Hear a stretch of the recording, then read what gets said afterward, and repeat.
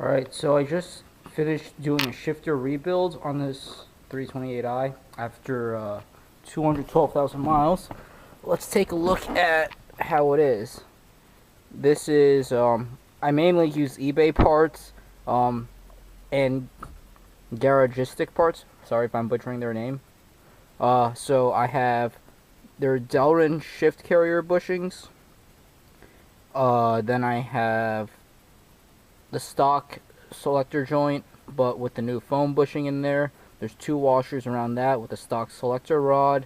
Then this is an eBay blue B&M replica shift lever, and that needed one washer along with to fit with the stock selector rod, and it's a really tight fit. The rear bushing for the shift carrier is stock and original. And this is a Jaffster replica knob.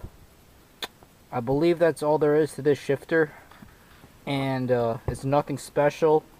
I think all in all, excluding the replica shift knob, Jaffster knob, cost me 50 bucks, if that.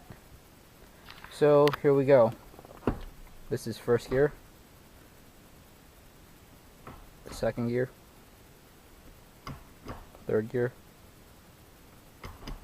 Fourth gear, fifth gear. As you can see, there's very little play in first and second. Third gear, there's some play, but it's miles better than what was original to this car. Well, what I'm going by as original is I had an E53X5 manual lever that was bent to fit, so it was super high up. This Jaffster knob made up for the difference in height. The X5 shifter was about 2 inches higher than stock, and this is about 2 inches higher than stock. It feels the same. And actually, let me show you reverse. That's reverse for you. Again, so let me row through. First, second, third, fourth, fifth. Reverse. So yeah, there you go. Cost me $50. If you want an extra shift knob, this thing cost me 30 bucks used. It was a great buy. So there you go. Quick look at my shifter rebuild.